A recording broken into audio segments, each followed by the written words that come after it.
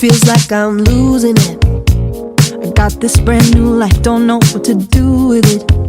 Oh, I sang all the songs, and every time they prayed, I always played along, played along.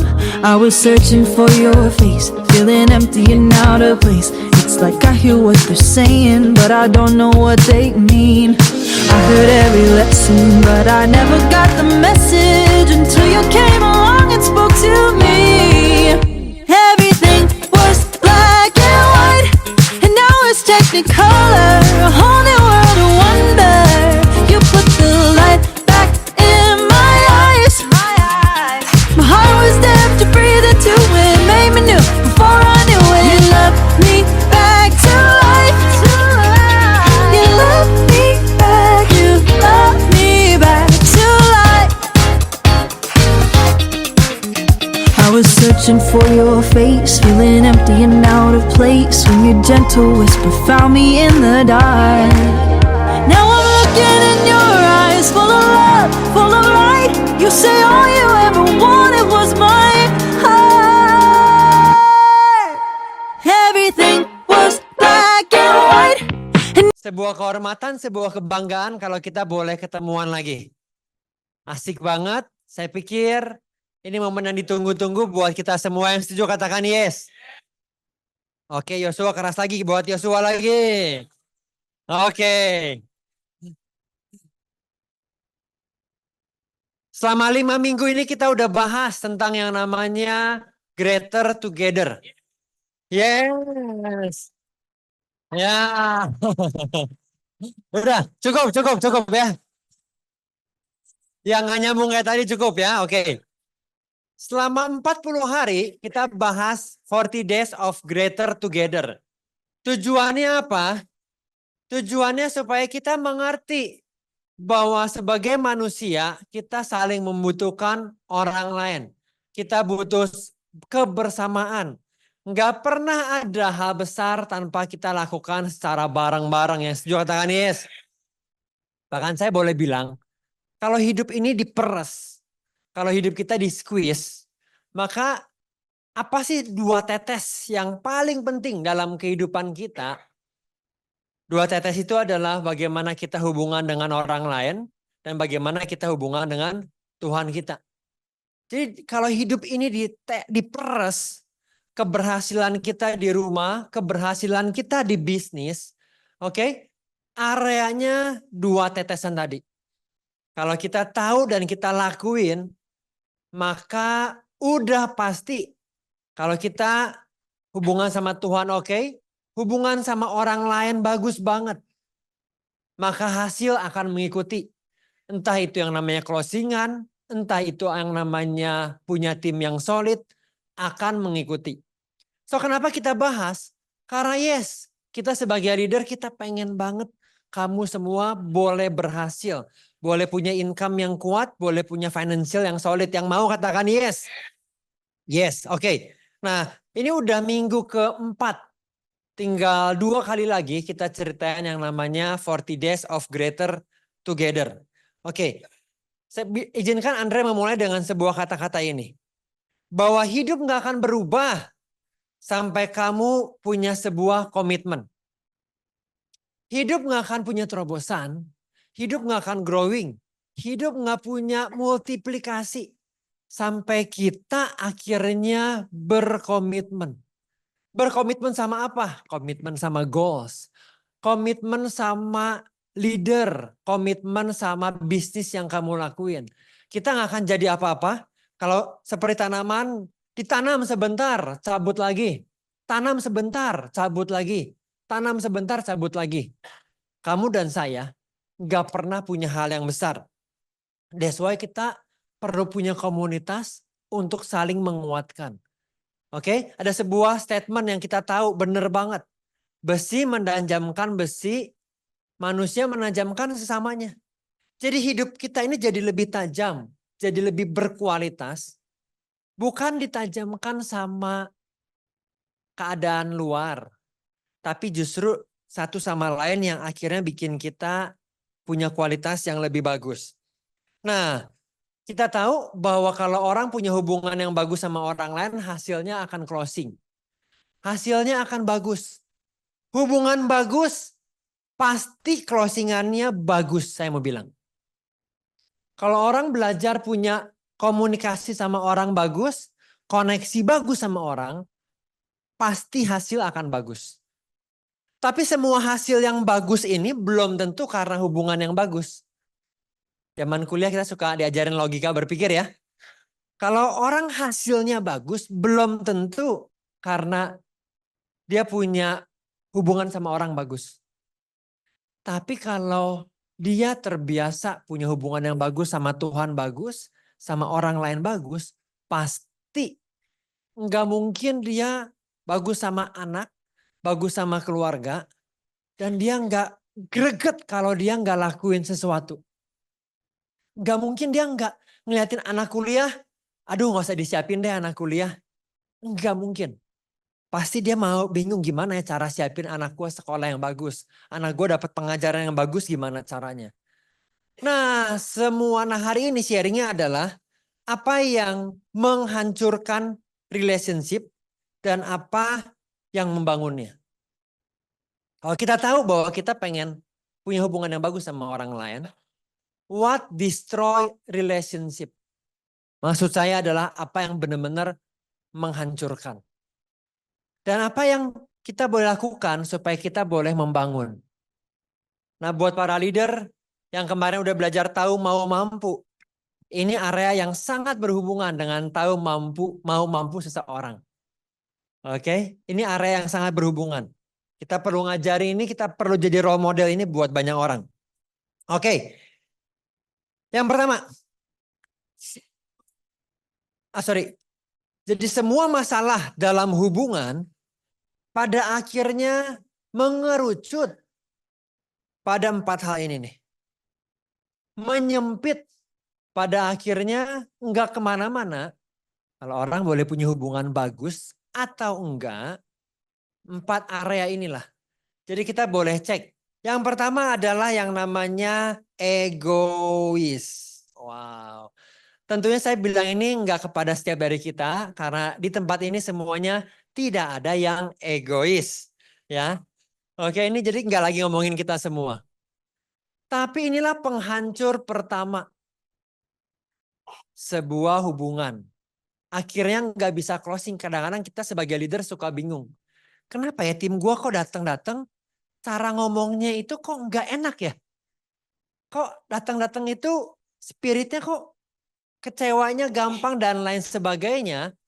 Nah mungkin ada kemungkinan besar bahwa dia datang hanya untuk mengambil tuh. Fokusnya ke kebutuhan dia sendiri. Sehingga orang nangkep, oh dia nggak fokus bantuin orang lain tapi dia egois. Nah, nomor 1 penyebab konflik adalah argumen. Konflik sama nasabah, konflik sama tim, dan konflik keluarga. Nomor 1 penyebabnya adalah argumen. Kenapa orang argumen? Karena orang ngerasa bahwa enggak. Lu nggak ngelakuin seperti apa yang saya mau. Oke? Nah, egois ini nggak mudah untuk dihilangkan. Ada yang mau tebak kenapa? Ada yang mau tebak kenapa? Kenapa egois ini nggak mudah dihilangkan? Karakter, siapa bilang karakter tadi? Oh, Philip. Oke. Chewable vitamin. Oh, Cici Marina. Silakan Cici Marina. Yes. Benar. Karena naturalnya orang itu, ini naturali. Orang itu termasuk Andre, saya itu kebanyakan mikirin tentang hidup saya. Tentang my happiness. Tentang kalau gua hurt, kalau saya tersakiti, itu yang paling penting buat hidup saya. Terjadi buat Andre dan saya tahu terjadi buat kamu juga. Naturalinya kita, bayi itu begitu lahir, dia nangisnya, sayang. Bayi itu nggak care, ya. Papa mamahnya lagi nggak punya duit, papa mamahnya lagi hubungannya problem, udah nggak seks 2 bulan, ya. Apa sih? Oke, bayi itu nggak punya sense peduli sama orang lain. Kecil nggak peduli, semakin besar kita ngajarin untuk care sama orang lain. Tapi secara naturalnya kita itu egois. Apalagi secara culture. Oke, dengan GoPay, dengan Pay Later, dengan pinjol. Oke, yang penting adalah saya mau sekarang. Belum punya duit gimana caranya? Cicil dulu aja. Pinjol dulu aja. Yang penting saya mau sekarang. Saya. Jadi naturali dan secara culture, secara kebudayaan. Memang kebudayaan itu bilang bahwa it's about me. Kalau gua married sama dia dan gua kesel, it's about me. Gua kesel dong. Gara-gara lu, gua jadi begini. Gara-gara lu hidup gua jadi begini. Padahal rahasia dari hidup yang besar adalah hidup yang fokusnya next, yaitu bilang Andre is not about me. Artinya hidup yang enggak fokus ke diri sendiri. Bahasa Inggrisnya gampang. Selflessness. Ini yang jadi yang kita lakuin. Waktu dapetin sebuah pencapaian, kita perlu bilang, it's not about kamu Andre. Waktu tim legacy berhasil, waktu tim legacy nggak berhasil. Waktu anak-anak growing bagus, atau anak-anak growing nggak bagus, kita boleh bilang, Andre, it's not about kamu. Tapi bagaimana kamu boleh fokus, bantuin orang lain. Nah kita di legacy bersyukur. Ada leader-leader yang ngasih sebuah display. Bagaimana dia selflessness. Enggak fokus ke diri sendiri. Saya tahu Edo itu selflessness-nya tinggi sekali. Edo dapetin Star Club, double Star Club. Edo gaya hidupnya masih sederhana. Tapi areanya adalah mikirin bagaimana buat Ica boleh jalan-jalan ke luar negeri. Sweet banget gak sih Edo? Come on ya. Oh, karena buat Edo nggak penting, buat lifestyle nggak begitu penting. Oke, tapi bagaimana Edo fokus boleh beliin rumah buat orang tua. Saya senang banget bagaimana Mike dan Jill. Oke, ada bikin grup. Bagaimana supaya tahun depan ke Eropa jangan lagi sendirian. Tapi sama spouse. Jadi berjuang bukan karena buat diri sendiri, tapi buat orang lain. Ada leader-leader yang dulu kerjaannya udah bagus. Oke, kerja di profesional bagus, punya bisnis bagus. Saya ingat satu kali kita ngobrol sama Victor. Waktu Victor income 20 juta per bulan pertama. Waktu pertama kali jadi AAD. Nanya, Tor bedanya apa Tor? Lu punya 20 juta di bisnis sama 20 juta di Prudential. Saya masih ingat Victor bilang gini. Kalau di Prudential Andre, 20 juta. Waktu gue main sama Daryl, pikiran gue itu, badan gue sama Daryl, pikiran gue sama Daryl. Waktu gue bisnis, badan gue ada, pikiran saya lagi ngurusin kasbon ya, lagi ngurusin yang belum bayar. Oh artinya penting tuh buat Victor ada sama anaknya. Oh iya ya. Orang-orang yang berhasil keluar dari egois itu akhirnya orang-orang yang berhasil. Berhasil di mana, Andre? Di mana-mana. Oke, di bisnis manapun. Nah, hari ini kita akan belajar cara yang praktis. Session pertama 40 Days Greater Together, kita belajar cara yang praktis bagaimana kita badannya perlu apa? Tegap. Yang kedua kita belajar praktis dari Jill dan dari Philip. Philip ceritain soal apa? Nice. Oke. Nice, ada yang ingat nice apa aja? Oke, buat Koko Ivan, Indomie. Oke. Dan hari ini, gimana sih Ndre untuk kita mengalahkan yang namanya egois? Karena the greatest lesson in life adalah bagaimana caranya jadi orang yang tidak egois. That is the greatest lesson in life. Ujiannya seumur hidup. Tesnya di mana-mana. Lagi bantu orang, lagi rekrut, lagi konflik suami istri. Ya, di mana-mana dites. Konflik nih gara-gara apa nih? Kamu nggak gitu sama saya sih. Kamu nggak tahu perasaan saya. Kamu nggak mikirin saya. Jadi the greatest lesson in life adalah belajar hidup kita nggak egois. So cara praktisnya gimana? Sederhana. Cara praktis yang paling bagus. Yaitu adalah bilang bareng-bareng 2, 3, listening. Oke. Yaitu ketika kita punya tim, punya nasabah. Di rumah kita sebuah mantra. Yaitu anak-anak, kita perlu mendengarkan dengan mata. Cara seseorang mendengarkan, ya. Bayangkan kalau lu punya suami, punya istri. Lu ngomong apa, Sok? Oh.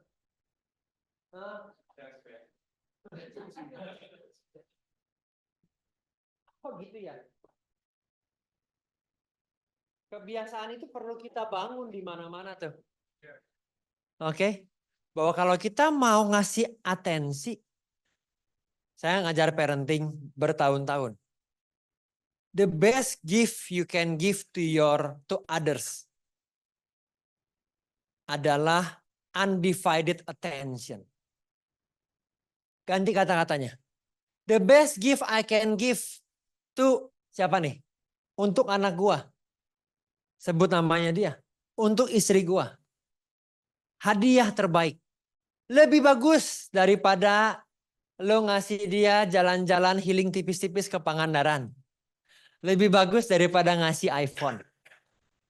Oke, hadiah terbaik yang lo bisa kasih buat nasabah lo adalah waktu dia ngomong dengan gesturnya kita. Benar juga. Dengan gesturnya kita, dengan anggukan kepala kita, dengan handphone ditaruh, adalah kita ngasih apa teman-teman? Perhatian yang tidak terpecahkan. Undivided attention. Waktu ketemu tim, ketemu suami lu, ya, taruh handphone. Oh gitu. Oh, waduh, gila ya nggak gampang ya. Nggak perlu setuju semua sama nasabah, ya. Nasabah cara bisnisnya nggak bagus, lu nggak perlu setuju. Tapi lu ngasih perhatian. Oh gitu, kok. Oh iya ya. Waduh, gila nggak gampang ya. Kalau kita nabur gitu, lu punya chance yang besar. Nasabah waktu kamu ngomong, dia akan gimana? Lu akan menuai apa yang kamu tabur. Kalau waktu dia lagi ngomong, lu pikirannya, kapan ya ini ya? Awal-awal masih begitu sih semua orang ya. Ini ngomongnya kapan ya? Ini ngomongnya kapan ya? Ini kapan gue belok ya? Kadang-kadang awalnya kita masih gitu. Belum cukup latihan.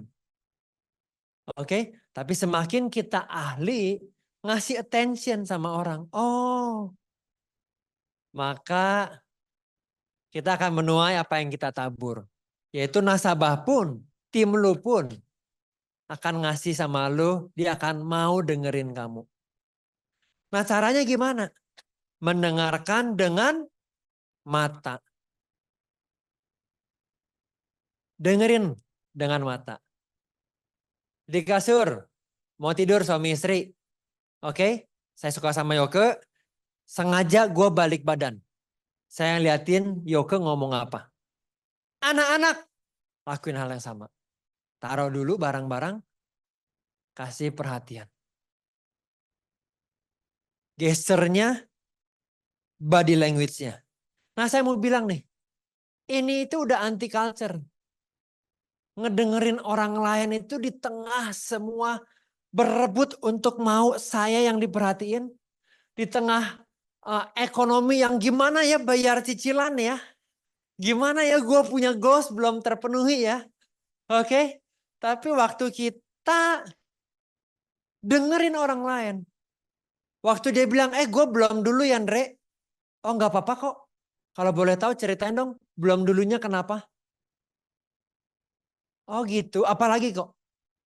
In addition of that katanya ya. Apalagi ceritain. Lu gak suka sama punya asuransi apalagi. Lu gak mau jadi agent. Apalagi alasannya. Apalagi alasannya. Oke.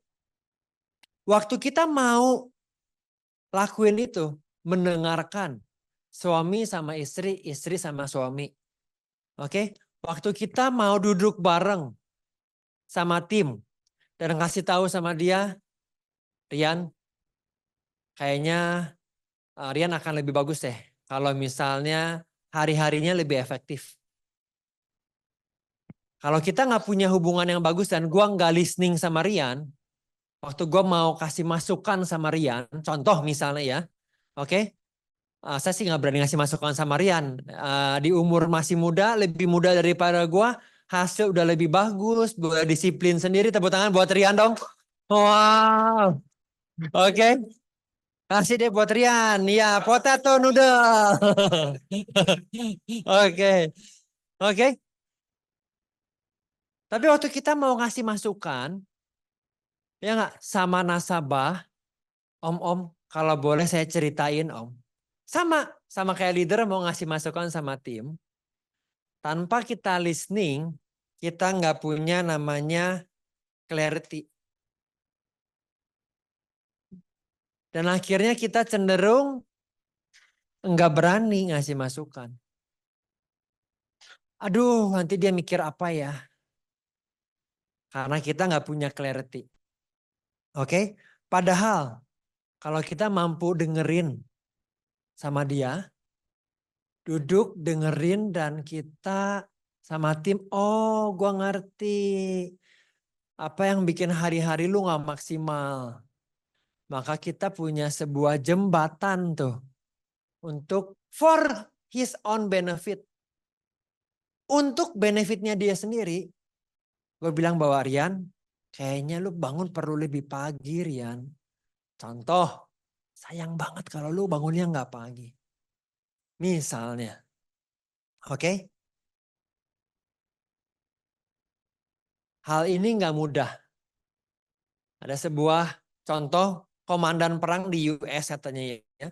Dia di medan perang dia luar biasa berjaya. Tapi dia di rumah dia takut sekali ketika istrinya bilang sama dia, "Hai, suami Bob gitu misalnya namanya ya. Bob, we need to talk." Saya nggak tahu teman-teman ngalamin apa enggak. Tapi buat banyak pria ngobrol sama istri, we need to talk nih ya.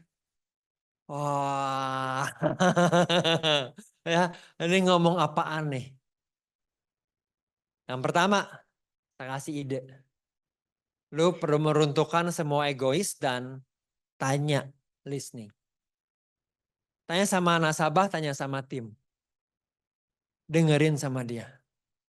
Hadiah terbaik yang kita bisa berikan sama leader lu, sama tim lu, sama orang lain adalah undivided attention. So yang menghancurkannya adalah selfish, ego. Yang membangun hubungan nomor satu adalah selflessness. Oke, tidak egois. Yang kedua, Yang menghancurkan hubungan yang kedua adalah yang namanya kesombongan atau bahasa Inggrisnya pride. Oke? Ciri-ciri orang pride. Nggak mudah buat closing pada akhirnya. Nggak mudah punya tim. Cirinya adalah mengkritik. Look down to other people. Dia mau ngomongnya nggak sebagus gua. Oke, kayaknya gua tahu yang lebih bagus. Compare, judging. Oke, nggak dapat mengakui kalau kamu salah. Nggak dapat mengakui bahwa, hey, hari-hari ini keadaan ekonomi gua lagi nggak bagus. Gua butuh orang lain. Gue punya goals. Tapi keadaan hari-hari ini nggak bagus. Itu yang namanya pride. Nah, pride ini bahasa Inggrisnya menarik, yaitu self-deceive. Self-deceive. Menipu diri sendiri.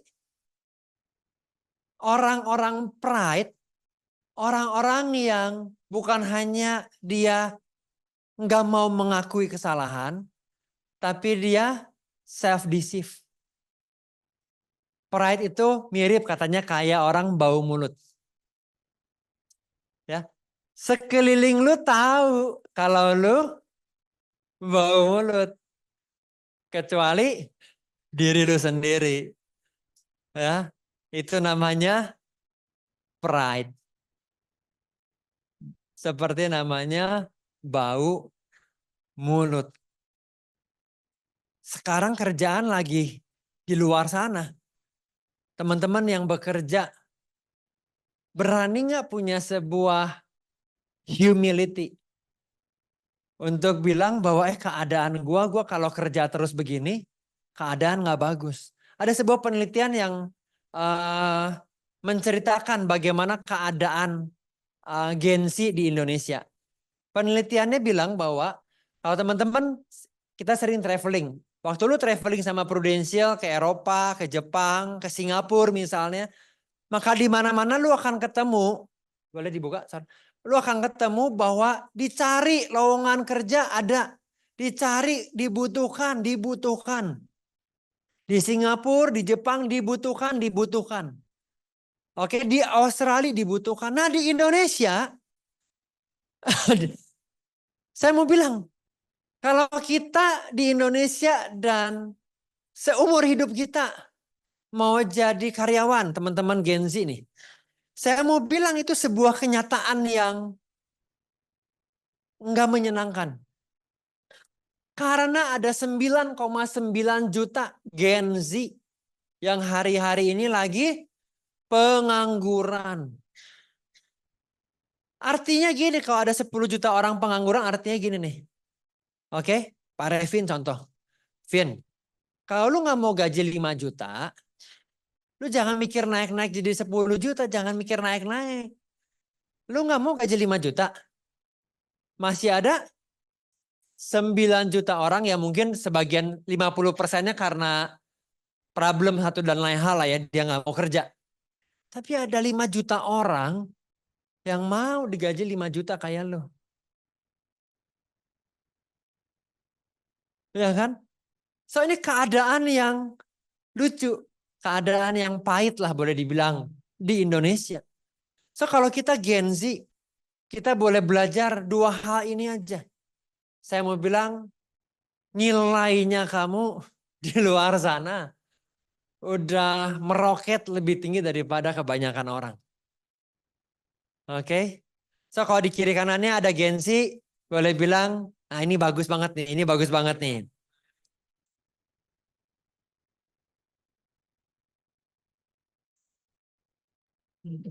Dan apa yang membangun relationship nomor 2 adalah humility.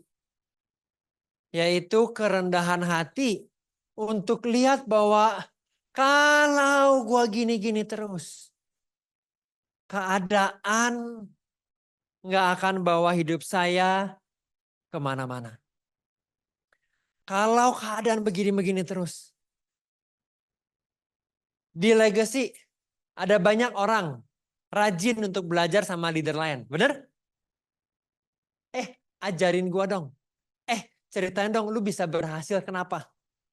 Bagus. Berapa banyak orang di sini yang mau datang sama leader lain dan nanya, Dar, kasih masukan dong sama gua. Tolong koreksi saya dong. Tolong review gua dong. Saya mau growing nih. Aduh, saya tahu banyak hal yang saya perlu pelajarin. Kasih masukan dong. Hanya orang-orang yang punya humility.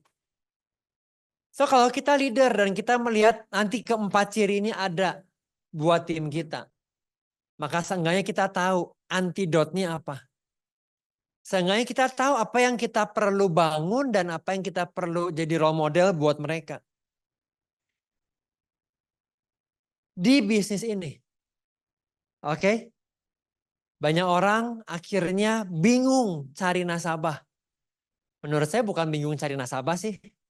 Ya, kontak mah banyak. IG following mah banyak. Kadang-kadang kita bingung, aduh nanti orang lain mikirnya apa ya? Aduh, hubungannya sama pride. Oke? Itu konsekuensi yang jadi satu. 4 hari yang lalu kami lagi buka rekening di Danamon karena ada yang nawarin kita ke Danamon. Lagi buka rekening, ngurusin segala macam. Persis di belakang gua ada angkongko. Ya. Mukanya lebih senior dari saya. Saya buka rekening, masukin deposito lagi ngurusin. Nah, si Engko ini didatengin terus sama BM-nya datang ke dia, AM datang ke dia, ngobrol-ngobrol gitu ya. Dan waktu diceritain, oh ini taruh duit segini, se-M, 5M gitu ya, dapat benefit ini. Si Koko ini dengan simpel bilang, enggak, saya uangnya lagi mepet, cash flow lagi parah. Kalau kredit card bunganya berapa? Saya mau ngambil pinjaman apa aja? Saya mau ngambil cicilan di sini apa aja? RM-nya kurang jelas, kurang clear, masih baru mungkin. Terus nawarinnya, kok usahanya apa? Garment, karyawan 40 orang.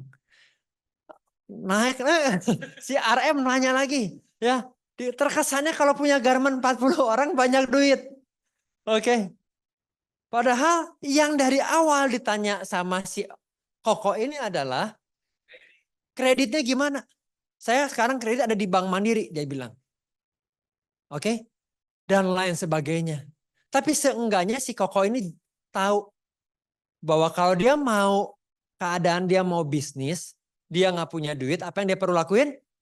Pinjem. Orang bisnis aja tahu konsekuensinya, ya. Lu lagi butuh duit, lu perlu datang ke bank, nggak usah gagayaan. Bener nggak? Lu perlu pinjem. Nah, sama konsekuensi di kita. Ya, kita ringan hidup, tapi kita perlu mengalahkan yang namanya kedua yaitu pride. Kita perlu punya humility, humble untuk kita telepon orang. Oke, yang setuju katakan yes. Yang ketiga, yaitu yang namanya insecurity. Enggak secure. 17 Agustus bulan ini kita merayakan kemerdekaan kita. Tapi banyak dari kita enggak merdeka dari ikatan opini orang lain. Nggak usah. Oke. Banyak dari kita enggak merdeka karena kita insecure. Oke. Opini orang lain itu menentukan tuh. Aduh, kalau dia mikirnya gini, kalau dia begini, aduh. Itu artinya kita belum merdeka. So apa sih yang ditakutin? Yang pertama adalah takut terekspos. Oke, takut keterbukaan. Takut terekspos. Ini penyakit yang lucu, miris juga ini jebakan. Memenjarakan. Kenapa? Aduh, nggak enak ya. Gua nggak usah telepon dia deh. Nggak usah datang sama dia.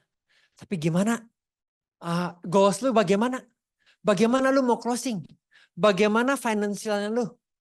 Kadang-kadang ada orang berpikir, nantilah Tuhan mungkin pakai cara lain. Ya, untuk supaya gue punya financial lebih bagus. Tuhan pakai cara yang lain. Hanya karena insecure, bikin kita akhirnya nggak maksimal.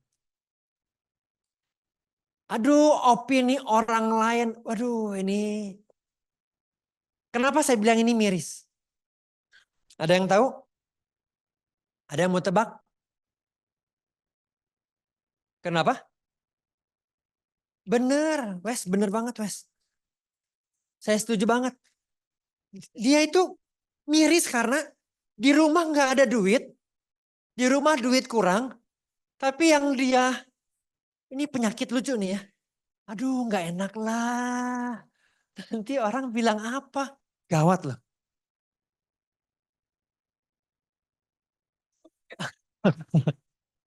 Aduh, nggak enak lah. Anak masih bingung kuliah kemana. Orang tua minta duit, kamu bingung? Bener nggak? Tapi aduh nggak enak lah nanti orang mikir gue apa. Ini miris banget loh. Aduh nggak apa-apa. Aduh nanti punya bisnis gimana dapat diwariskan. Aduh enggak lah nanti orang mikir gue apa ya. Tapi lu kerja jadi karyawan 12 tahun. Ya nggak apa-apa deh daripada nanti orang mikir gua apa ya. Gila ya. Ada satu leader di Jakarta di Dynamic pernah bilang hal yang bagus, bagus banget. Dia bilang gini nih. Kalau saya punya pilihan untuk punya income 100 juta per bulan. Zaman itu 5 tahun jenjang bisnis kita adalah income-nya 100 juta per bulan. Sekarang lebih dari itu. Kalau saya punya sebuah bisnis dapat income 100 juta sebulan dan gua disuruh jadi petani. Leadernya bilang sama temennya, menurut lu gue lakuin nggak? Jadi petani pegang tanah, dia bilang ya, dikenal sebagai petani, oke, pegang pupuk, tapi saya punya income 100 juta sebulan buat keluarga, buat anak, betul?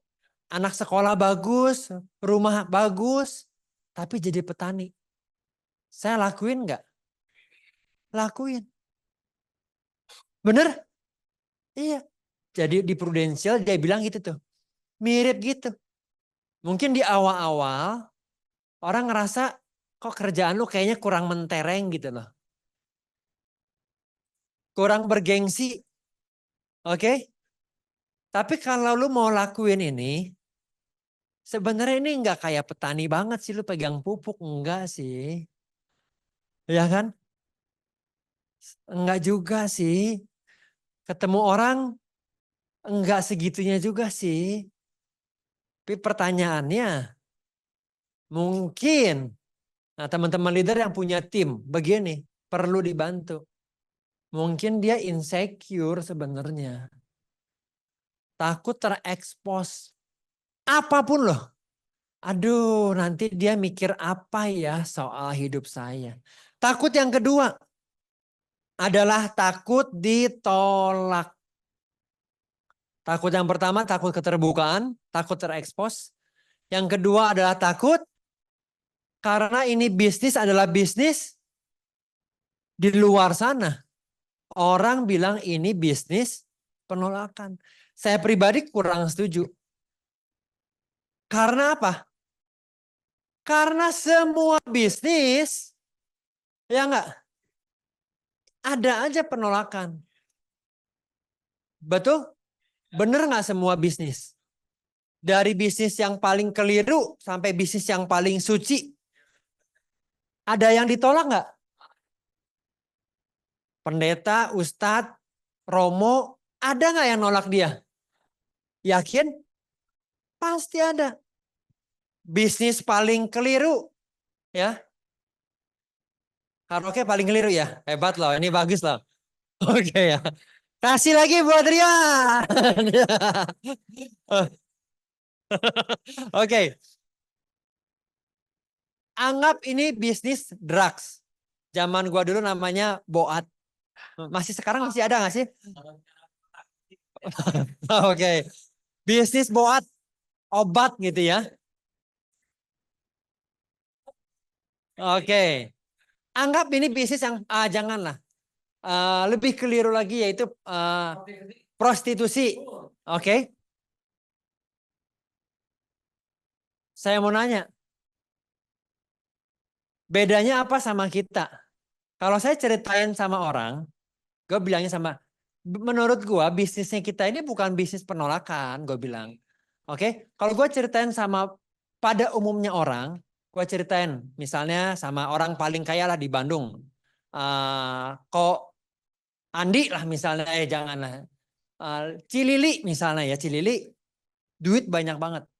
Dan lu datang sama Cilili, ya. Gue jadi partner baru di Prudential, ada benefit bagus banget. Dan gue punya sebuah hak untuk ngasih lu dikasih uang pertanggungan gratis 5 miliar. Lu mau nggak Cilili? Jawabannya apa? Pada umumnya 99,9% orang akan bilang mau. Jadi mereka itu bukan nolak asuransinya loh. Tapi mereka menolak bayar preminya. Berbeda sama bisnis yang lain. Yang tadi wah kayaknya kalau gue bisnisnya perkeliruan banget ya. Kayaknya nggak ada yang nolak. Contoh, karena Pak Riko bilang prostitusi. Kalau ada prostitusi nawarin Andre,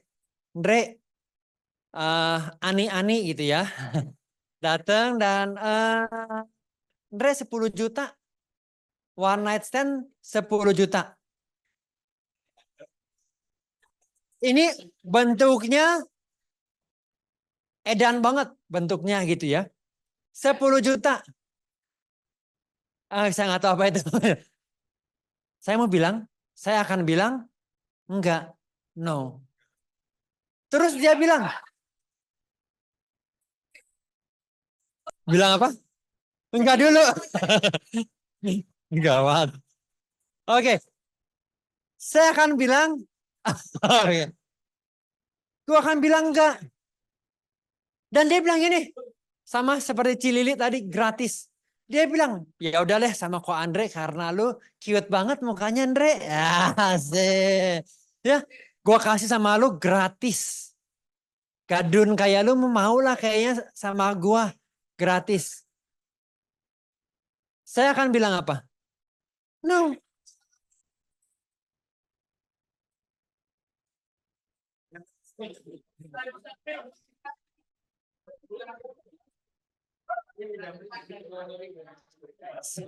Sampai hari ini bukan karena bayarnya. Bener kan? Gua nggak narkoba bukan karena nggak punya duitnya. Make sense nggak? Memang gua nggak mau. Lu mau gratisin juga, saya menolak. No. Karena apa? Karena saya sayang sama Yoke. Karena gua nggak tahu. Mau tepuk tangan buat kita semua dong. Karena apa? Karena gua nggak kepikiran anak saya. Too much burden yang terlalu besar buat saya. Jadi apapun yang dia tawarkan bahkan gratis pun buat gua no. Ini aja dia nggak bilang loh di sosmed ini bisnis penolakan. Dia aja nggak bilang gitu. Bener nggak? So kalau kita ceritain ke orang teman-teman ya tenang aja dia itu bukan nggak suka asuransinya bukan. Dia nggak suka bayar preminya. Dia belum ngerti betapa pentingnya ini dibandingkan premi yang dia perlu bayar. Kalau kita datang dengan sebuah paradigma itu, kita itu, kamu itu nggak pernah ditolak. Oke? Kita ini bukan ditolak, tapi dia duitnya aja nggak mau. Gitu. Jadi dari sekarang kita boleh stop. Bilang, ya bahwa di Prudential Maya gila. Ya gue ditolak. Tenang, tenang, tenang. Ya nggak, mau lu politik, mau lu suci, mau lu pendeta, apapun ada aja. Gitu. Tepuk tangan buat kita semua dong teman-teman. Oke. So, apa yang membangun hubungan? Yang menghancurkan adalah insecure. Yang membangunnya apa? Buat yang ketiga, yaitu care to others. Perhatian sama orang lain. Love, sayang sama orang lain. Kalau kita leader bisa ngasih contoh bagaimana gua bekerja buat keluarga. Tadi yang sebelumnya, orang nggak punya uang, dia insecure. Hanya karena apa tadi? Opini orang lain. Sadis, bener gak sih? Miris, ini penyakit lucu nih kata gua. Hidupnya terbebani seumur hidup. Ya, lebih daripada bayar uang sekolah, lebih daripada dia punya income mau jalan-jalan hanya karena opini orang lain. Oke? Apa yang membangun adalah kita perlu ceritain, hey, lu lakuin ini. Saya tahu sih, mungkin masa lalu bikin lu sangat aware sama opini orang lain. Tapi apa yang membangun? Yaitu care to others. Yaitu lu lakuin ini karena buat siapa? Lu lakuin ini, Andre, gue mau lakuin ini buat anak gue. Taruh profile picture handphone anak-anak lu. Ketika lu lagi bingung mau nelfon 10 orang. Aduh, orang mikirin apa ya? Kalau anak, istri, orang tua, atau kalau Tuhan yang menggerakkan lu, liatin. Lihat. Oke, gue mau bergerak. Gue mau activity maksimal. Oke? Maka activity-nya boleh produktif. Karena sayang sama orang lain. Sayang sama keluarga. Seenggaknya sayang sama diri sendiri. Kalau lu gak punya duit begini terus. Kalau lu gak punya bisnis. Kalau lu kerja di sebuah tempat yang akhirnya lu paham udah 5 tahun, 8 tahun, 10 tahun kerja. Bahwa lu gak bisa punya memanage waktu. Saya udah minta izin sama Ko Willy. Tadi malam saya telepon Willy. Will, boleh minta izin ceritain lu? Boleh, Andre. Willy hari ini gak ada di sini.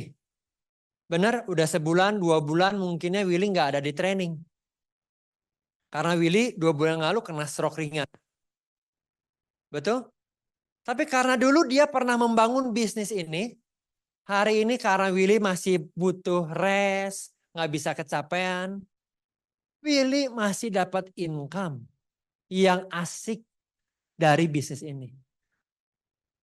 Pertanyaannya, kalau musibah terjadi sama hidup kamu dan saya, apakah kita punya antidotnya? Hidup ini penuh dengan resiko. Bilang bareng-bareng, resiko. Take risk. Ambil resiko. Nggak ada yang pernah bilang, tahun 2024, kamu dan saya masih hidup semua. Nggak ada yang pernah bilang, tahun bulan Agustus ini kita semua masih bisa sehat dan masih bisa training. Ya, saya mau bilang, take risk. Bilang kiri kanannya yuk, take risk. Love sama keluarga, love sama orang lain. Yang keempat dan terakhir, yaitu resentment. Bahasa ini kan bahasa psikologi ya. Bahasa Indonesianya beberapa arti. Kita akan dengerin sebuah testimoni setelah ini. Resentment itu sebuah kecewa gitu ya. Benci, marah yang terus-menerus dan dendam gitu loh. Nah itu ada pahitnya. Itu namanya resentment. Apa yang menghancurkan hubungan? Yaitu ini. Resentment. Kepahitan. Karena kita semua nggak sempurna. Jadi entah kamu akan dilukai atau kamu akan melukai orang lain. Apa yang kamu lakukan? Apakah lu mau bitter, pahit, atau kalau lu mau better, lebih baik? Setiap dari kita akan melukai atau dilukai. Orang bilang, kenapa sih hidup ada masalah? Simple, karena Tuhan ngasih lu kehendak bebas. Kalau Tuhan nggak ngasih lu kehendak bebas, maka dunia ini nggak ada masalah. Nggak ada perang, nggak ada problem. Ya, jadi jangan salahin Tuhan buat semua masalah. Masalah kita ada karena Tuhan ngasih kita kehendak bebas. Sehingga either kamu melukai orang lain atau kamu dilukai orang lain. Waktu kekecewaan ini ada, maka yang terjadi adalah kita itu yang pertama. Nggak dapat berpikir jernih. Oke? Punya victim mentality. Gua begini, saya punya hubungan nggak bagus, gue punya tim nggak bagus, saya punya hasil nggak bagus. Karena orang lain. Karena dia sih. Ekonomi gue nggak bagus karena suami saya sih.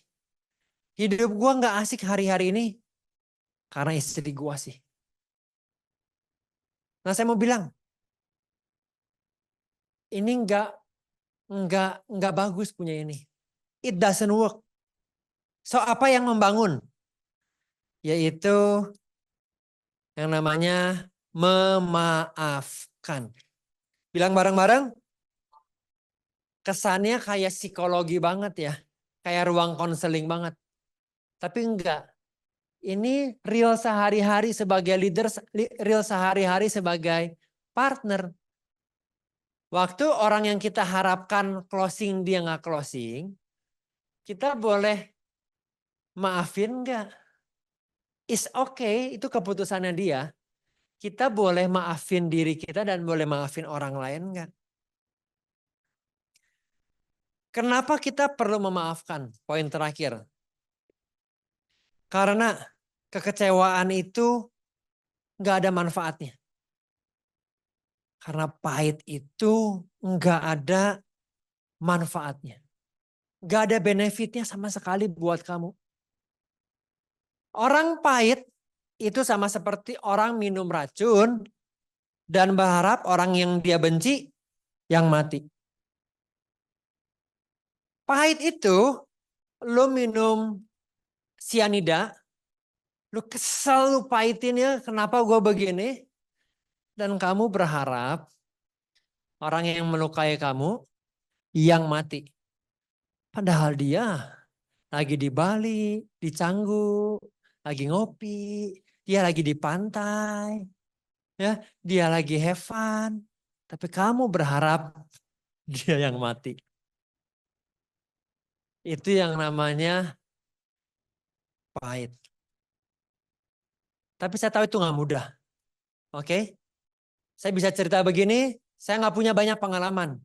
Tapi hari ini kita mau dengerin dari pengalaman leader kita, bagaimana hidupnya boleh terus maju, boleh terus growing dengan setiap keadaan yang nggak mudah. Tepuk tangan paling meriah dong buat Ratih. Yeay. Silakan Teh Ratih. Aduh, apa sih Pak Andre nih? Apa ya? Sepatu anyar mati sejak balik ke Eropa.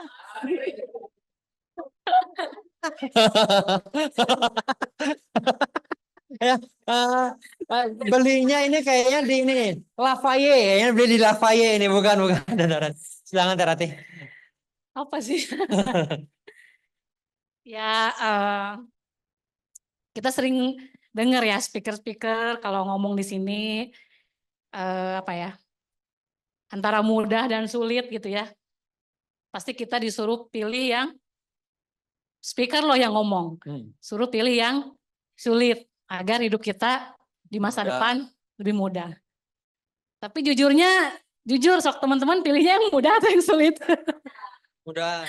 Yang mudah ya, kebanyakan kita ada pilihan mudah dan sulit. Kita pastinya pengen nyaman dulu, pengen pilih yang mudah Ini dulu bagus gitu banget. ya. Tapi pilihan saya adalah sulit dan sukar. Jadi nggak pernah ada kemudahan gitu. Jadi yang ada itu hanya kesulitan versus kesulitan. Kayak gitu. Jadi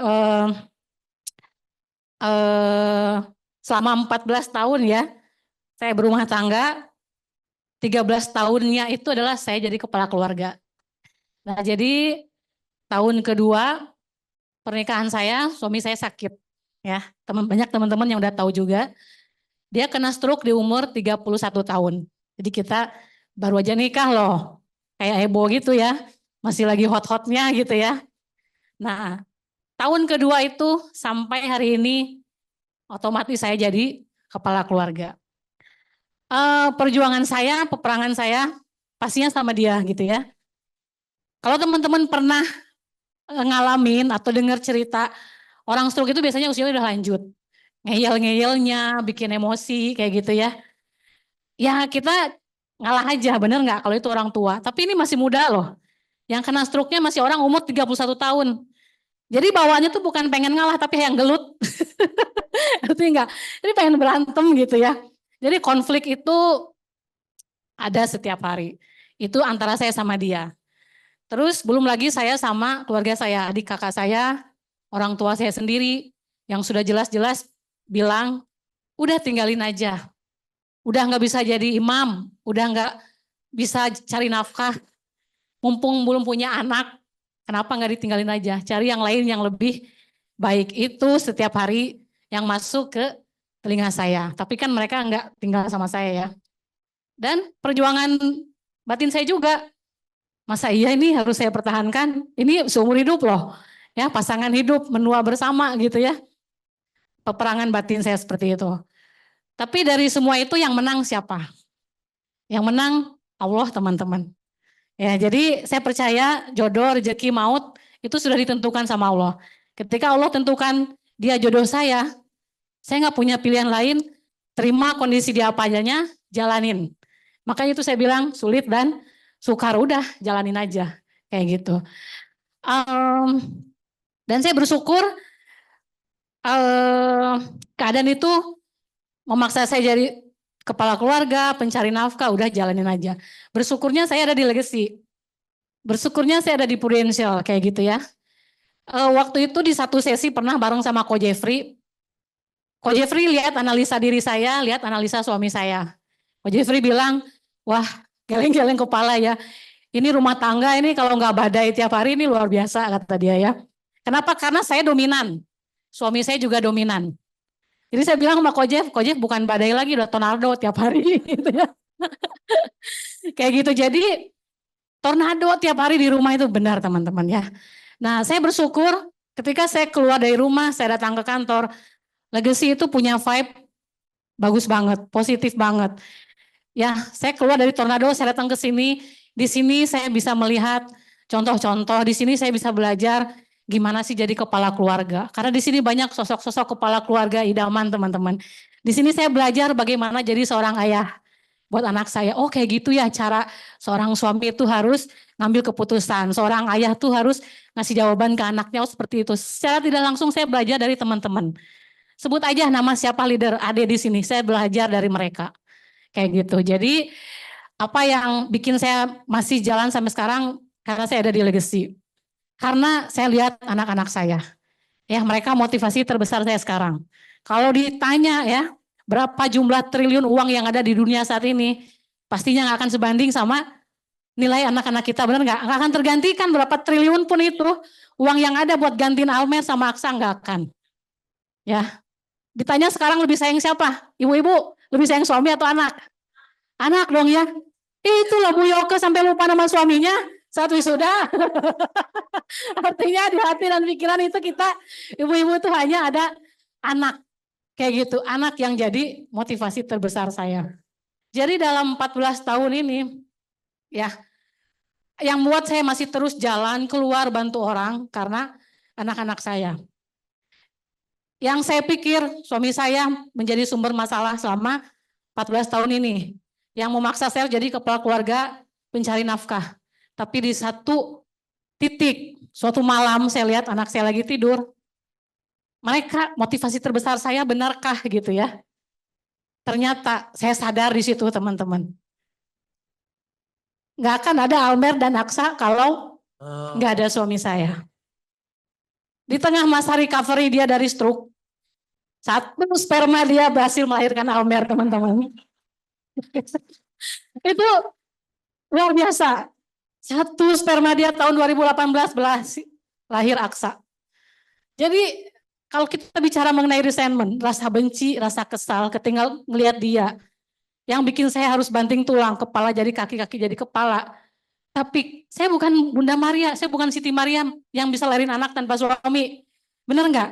Jadi kalau ketika saya lihat anak saya motivasi terbesar saya, tapi saya tanya dari mana dua anak ini berasal? Dari suami saya. Apakah layak saya benci dia? Apakah layak saya selalu kesel setiap hari ngelihat ke dia? Enggak. Dan di situ akhirnya saya sadar. Ternyata 14 tahun rumah tangga saya, suami saya anugerah terbesar buat saya, teman-teman. Ya, dia uh, dia yang kalau kalau ditanya apa yang bikin Rati masih berdiri sampai sekarang di sini, masih mau cari nafkah. Ternyata kondisi suami saya, benar nggak? Saya harus cari nafkah karena saya harus lakukan ikhtiar terbaik saya setiap hari karena ada 3 orang di rumah yang nunggu saya. Yang harus tetap saya kasih makan, suami saya dan anak-anak saya. Jadi saya percaya tragedi yang saya alamin hari ini itu di masa depan hanya akan jadi komedi aja sih. Ya, kita udah bisa ketawa nyeritainnya gitu karena kita udah lewat. Jadi ya suami saya juga ciptaan Allah. Tidak ada satupun ciptaan Allah yang harus kita benci teman-teman. Tapi kan saya bukan malaikat ya. Punya enggak rasa kesal itu, rasa benci itu ada enggak? Ada pasti ya. Tapi bersyukur saya sehari 5 kali sholat. Ketika kita kesal, saya bukan hanya berlutut tapi bersujud 5 kali sehari hilang. Karena saya sadar suami saya dibikin begitu kan bukan tiba-tiba. Ya, Allah pilih saya jadi kepala keluarga. Allah tentukan suami saya begitu, itu yang membuat saya jadi kuat sampai sekarang, teman-teman. Terima kasih ya. Wow, thank you banget. Sekali lagi tepuk tangan paling meriah dong buat Renati. Thank you banget Renati. Wow. Dan itulah tugas kita sebagai leader. Waktu kita tahu bahwa tim kita punya keterbatasan dari banyak area, tugas kita, saya tahun kemarin, Rati itu tahun ini udah API udah 4, jualan pribadi berapa Teh Rati? Udah 450 juta jualan pribadi Teh Rati. Oke. Kalau dia nggak bisa memaafkan keadaan, memaafkan suami, memaafkan diri sendiri, saya nggak yakin loh orang begitu bisa tetap punya antusias, mau kerja ya. Saya nggak yakin tuh. Justru karena Rati boleh, oke, ingat lagi anak-anaknya. Ingat lagi tujuannya buat siapa dia perlu maksimal. Oke, dan dia lakuin dengan maksimal. Maka tahun ini aja kayaknya dari setiap dari kita kayaknya paling banyak jalan-jalan setahunan kayaknya Teh Rati deh. Ya, udah umroh tahun ini ya? Tahun kemarin. Udah tahun kemarin umroh ke Eropa, jalan-jalan asik banget. Tapi karena Teh Rati mau memutuskan untuk dia mau maafin. Saya masih ingat tahun kemarin bantuin Teh Rati klaim nasabah yang cukup besar dan cukup panjang karena beberapa hal. Saya nggak dapati Teh Rati itu bilang gini, ini mah dasar prudensial. Ini mah hidup kok. Enggak. Nggak ada sebuah percakapan yang pahit. Oke, sampai akhirnya hari ini masih bisa maksimal sama tim dan maksimal sama nasabah. Tepuk tangan sekali lagi dong buat Teh Rati dong. Keempat hal ini, oke, yang menghancurkan dan membangun hubungan. Konteksnya kita membangun hubungan, tentunya yang saya bilang di awal. Tentunya berpengaruh besar sama closingnya lu. Berpengaruh besar sama goals yang lu mau capai. Tugas kita ingat-ingat dari 4 ini nih. Setiap kita pasti ada. Mana nih yang saat-saat ini paling mengganggu? Mana dari 4 ini yang paling mengganggu? Dan next, dan kita lihat apa aja yang membangunnya. Oke? Apa aja yang bisa kita lakukan buat membangun? Apa aja yang membangunnya? Yang menghancurkan apa ya teman-teman? Baca bareng-bareng. 1, 2, 3. Selfish, pride, insecurity, resentment. Apa yang membangun? Selflessness, humility, care to others, forgiveness. Bahasanya mungkin kayak bukan bahasa bisnis. Tapi kalau kita mau punya tim yang besar, kalau kita mau punya hubungan yang bagus sama nasabah, pada akhirnya closing, yang kita ketemuin kan orang lain. Artinya hubungannya perlu bagus. 4 area ini yang kita perlu cek. Oke? 4 area ini yang kita perlu, kalau Anda leader, kita bisa membantu di mana ya buat partner-partner gua. Oke? Mana yang saya perlu jadi role model buat partner saya. Karena cara paling cepat, nah saya mau bilang penutup terakhir. Kalau teman-teman tahu ini 4 hal yang bagus, apa yang dibangun bagus. Oke. Cek. Oke. Kalau kita tahu ini hal yang bagus, kalau kita tahu bahwa orang yang berhasil sama orang lain maka berhasil dalam hidup.